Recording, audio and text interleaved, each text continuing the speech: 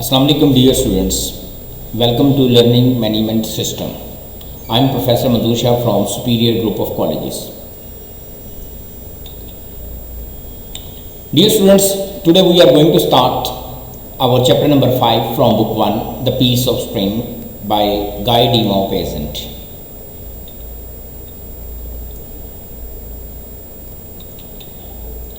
The Peace of String, written by Guy de Maupassant. रस्सी का एक टुकड़ा इसका नाम है। हम जैसा कि पहले भी आपको बता चुके हैं कि जो हमारा टॉपिक होता है उसको हमने पार्ट 1, 2, 3 तीन हिस्सों में तकसीम किया होता है। तो आज हम पार्ट 1 का आगाज़ कर रहे हैं। लेसन है हमारा the piece of string. Guy de Maupassant इसका राइटर है। वो a popular 19th century French writer, जो कि 19वीं सदी के एक मशहूर फ्रांसीसी राइटर थे। Considered one of the greatest short story writers of all times. Considered समझा जाना और उन्हें एक अजीम शॉर्ट स्टोरी राइटर के तौर पर जाना जाता है, माना जाता है, समझा जाता है। He is non for realism. वो अपनी हकीकत निगारी के तौर पर जाने जाते हैं। His fiction addresses the theme of human क्रूरलिटी and his observations on French society. उनका जो अफसाना है वो मुखातिब होता है, खिताब करता है, बताता है इंसानी जुल्म सितम के बारे में और फ्रांस की सोसाइटी की जो ऑब्जर्वेशंस हैं, उनके मुशाहिदात हैं, उनके बारे में बताता है। Part 1, the title the piece of string. जो उन्वान है चैप्टर का वो है पीस ऑफ स्ट्रिंग, रस्सी का एक टुकड़ा। The piece of string is the origin of all the problems. तो सबसे पहले स्टूडेंट्स आपको ये मैं बताते चले जाऊँ कि ये जो रस्सी का टुकड़ा है ये तमाम मसाइल की जड़ है। प्रॉब्लम का आगाज़ इसी से होता है। वो क्या आगाज़ होता है कि एक शख्स रस्सी का टुकड़ा उठाता है और दूर से दूसरे शख्स ने जिसे देखा है रस्सी का टुकड़ा उठाते हुए, उसे रस्सी का टुकड़ा तो नज़र नहीं आया, वो समझा कि इसने कोई और चीज़ उठाई है। वो एक गुमशुदा बटुआ होता है और इल्ज़ाम उसी शख्स पर आ जाता है जिसने रस्सी का टुकड़ा उठाया होता है। इसलिए आपको ये कहा जा रहा है, समझाया जा रहा है कि द पीस ऑफ स्ट्रिंग, जो रस्सी का टुकड़ा जिसे उठाया गया था, इज़ द ओरिजिन, वो माखज़ है ऑफ ऑल द प्रॉब्लम्स, तमाम मसाइल का। First the truth is not visible. Visible होता है कैन बी सीन, जो दिखाई दिया जाए, जो नज़र आए। तो सबसे पहले जो सच्चाई है वो दिखाई नहीं दी जाती, वो नज़र नहीं आती। But later it becomes clear, बाद में ये सच्चाई वाज़ेह हो जाती है। But no one wants to accept it. लेकिन जब हकीकत खुलकर सामने आती है तो उस शख्स ने पर्स नहीं उठाया था बल्कि रस्सी का टुकड़ा उठाया था, तो कोई इसको कबूल नहीं करता। The string as a symbol of poverty. रस्सी का टुकड़ा एक इलामत है गुर्बत की। एंड शोज हाउ अ पेटी events can affect someone a lot. कैसे एक मामूली सा वाक़या इंसान की ज़िंदगी पर असरअंदाज हो सकता है। सेटिंग ऑफ द स्टोरी, ये कहानी कहाँ वाक़या हुई है। The village of Goderville, Hubert's home. Hubert इस कहानी का मरकज़ी किरदार है जिसने वो रस्सी का टुकड़ा उठाया था। ये उसके गांव की कहानी है जहां वो रहता है। In peace of string is an actual place, और ये वो गांव एक हकीकत में असल जगह है। Where the town market is located, जहां पर एक छोटी सी मार्केट लोकेटेड है, सिचुएटेड है, वाक़या है। इन द मेन स्क्वायर, एक बड़े चौक में। And there is a mayor office too, और वहाँ पर एक मेयर का दफ्तर भी है। मेयर से मुराद आज आप उसे नाज़म भी कह सकते हैं, एडमिनिस्ट्रेटिव ऑफिसर होता है। कॉन्फ्लिक्ट, पहले भी मैंने आपको बताया था डियर स्टूडेंट्स कि कॉन्फ्लिक्ट का मतलब होता है कश्मकश, तसादम, टकराव। कि कहानी में कोई ना कोई कश्मकश पेश की जाती है। Hubert is struggling against stronger evil forces of a corrupt immoral society that finally brought him to his death bed. Just picking up a small piece of string on the way to the market brought destruction and humiliation to him. जो मरकज़ी किरदार है Hubert is struggling against, वो जद्दोजहद कर रहा है against stronger evil forces, और उसके मद्दे मुकाबिल जो क़ुव्वतें हैं वो बड़ी ईवल फोर्सेस हैं, मुखालिफ क़ुव्वतें हैं, बुराई की ताकतें हैं। ऑफ करप्ट इमोरल सोसाइटी, जो माशरा है वो गैर अखलाकी है और बदअनवानी का शिकार हो चुका हुआ है। That finally brought him to his death bed, और ये जो उसकी जद्दोजहद थी ईवल फोर्सेस के मुकाबले में, वो उसे मौत के बिस्तर पर ले जाती है।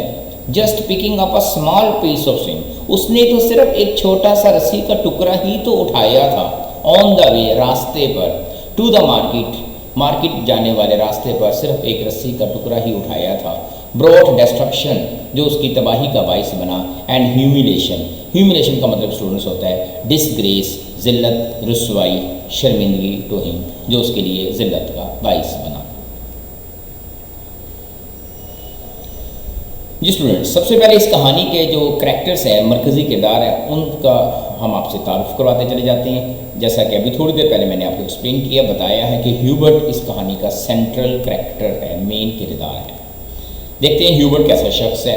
The central character of the story is Hubert. इस कहानी का जो मरकज़ी किरदार है वो ह्यूबर्ट है।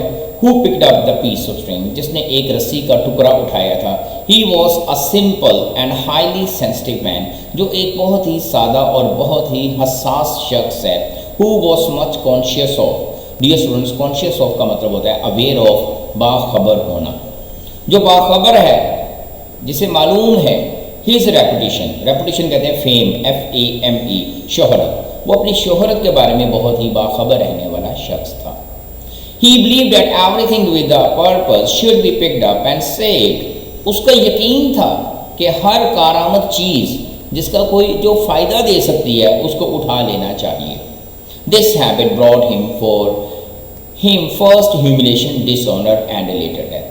और उसकी ये जो आदत थी कारामद चीज़ उठाने की, वो सबसे पहले उसके लिए तज़लील, ह्यूमिलेशन, डिसग्रेस, इंसल्ट का बाइस बनी, डिसऑनर, डिसरिस्पेक्ट का बाइस बनी, एंड लेटर डेथ, और बाद में उसके मौत का मौजब बनी।